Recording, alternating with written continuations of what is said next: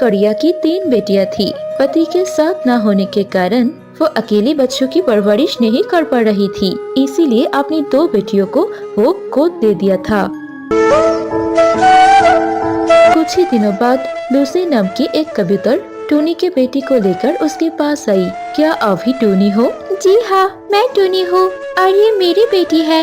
बताइए, आपने अपनी बेटी को जिस घर में गोद दिया था, हाल ही में उन सभी का देहांत हुआ है। मैंने पूछताछ की और आपकी बेटी को यहाँ पर लेकर आई। वैसे वो बहुत धनवान थे, पर अपना कहलाने वाला उनका कोई नहीं था। आपकी बेटी वहाँ अकेले जी रही थी। 2 दिन से उसने कुछ नहीं खाया। मुझे लगा उसे यहाँ लेकर आना सही होगा, इसीलिए मैं आपके बारे में पता लगाकर उसे यहाँ लेकर आई। मेरी बेटी को मेरे पास ले आने के लिए आपका बहुत बहुत शुक्रिया। फिर लूसी कबूतर वहाँ से चली गई। टूनी गौड़िया दुखी होकर कहने लगी, हे भगवान, मैंने सोचा था मेरी तकलीफें कम हो गई, पर ये फिर से शुरू हो गई। मुझसे तुम्हारी परवरिश हो नहीं पा रही थी, इसीलिए तुम्हें गोदी दिया था।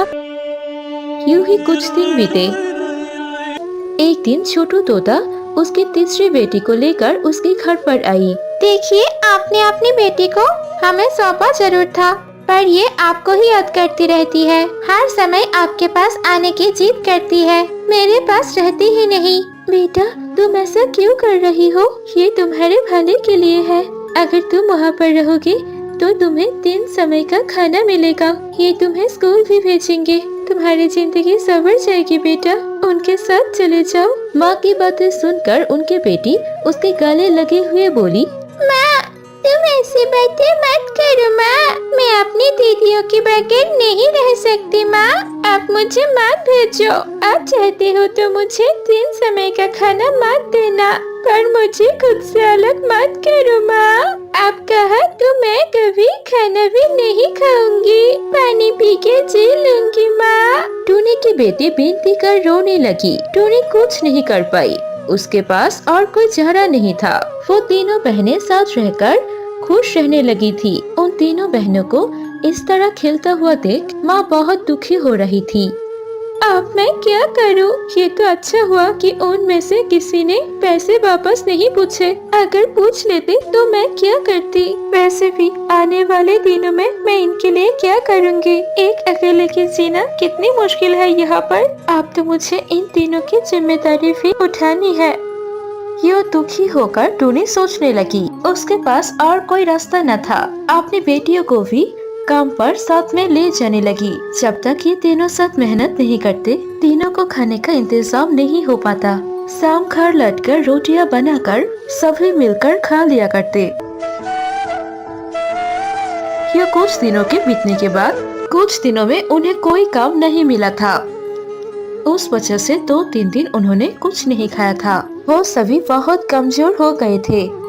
बेचारों ईंट उठाने का काम करने लगे। बड़े तकलीफ में अपना काम किए जा रहे थे। तभी उनकी मालकिन टीटू कौवा खाने के लिए बैठी थी। टूनी की तीनों बेटियां उसे आस लगाकर देखने लगे। टीटू कौवा ने उसे देखकर पूछा, ऐसे देख क्यों रही हो? तुम्हें कुछ खाना है क्या? टीटू कौवा के कहने पर उन तीनों ने बोला, हमें बहुत भूख लगी है, खाने के लिए कुछ दे दो ना। उनकी मासूमियत को देखकर टीटू कौवा का मन बिगड़ा और उन 3 बेटियों को ये खाते हुए देख टूनी ने कहा, ये तुम तीनों क्या कर रही हो? तुमने इनसे खाना मांग कर खाया? मैंने तुम्हें बताया था ना, इस तरह किसी से खाना मांग कर नहीं खाते।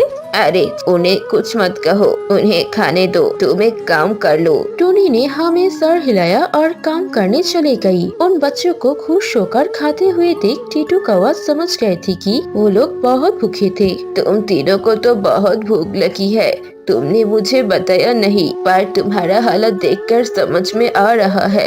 ये सोचकर टीटू कौवा ने उन्हें खाने के लिए और भी आहार दिया और उनकी माँ को भी खाने के लिए कहा। मुझे नहीं चाहिए मालकिन, आप बस बच्चों को दे दीजिए। हाँ हाँ, बच्चे खा रही है, तुम भी खा लो। टूनी ने हाँ में सर हिलाया और खाने लगी। खाना खाते हुए टूनी के आंखें भर आई। आपने सच में हमारी भूख मिटाई है आज।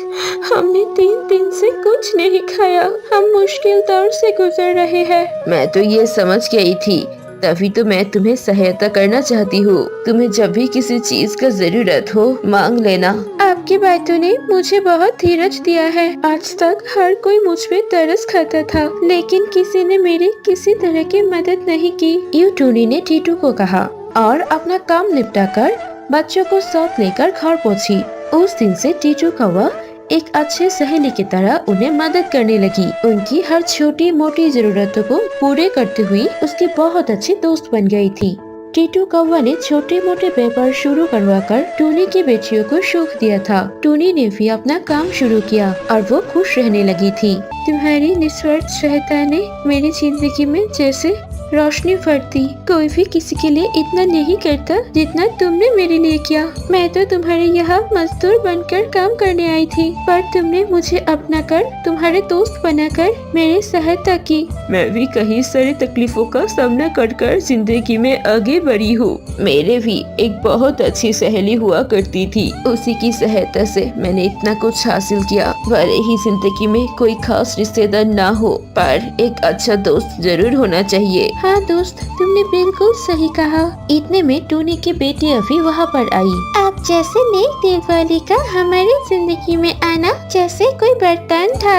कई दिनों तक भूखे रह के दिन गुजरने वाले हम आज इस मकाम पर है कि 10 जिंदगियों को खाना खिला सकते, और ये सिर्फ आपकी वजह से ही हुआ है। अरे नहीं नहीं, मुझे ऐसे ही रहने दो। फिर वो सभी साथ मिलकर भोजन करते हैं और बहुत देर तक बातें करने के बाद टीटू कौवा वहाँ से चली जाती है। इस तरह वो सभी अपने अपने काम करते हुए खुशहाली से जी रहे थे।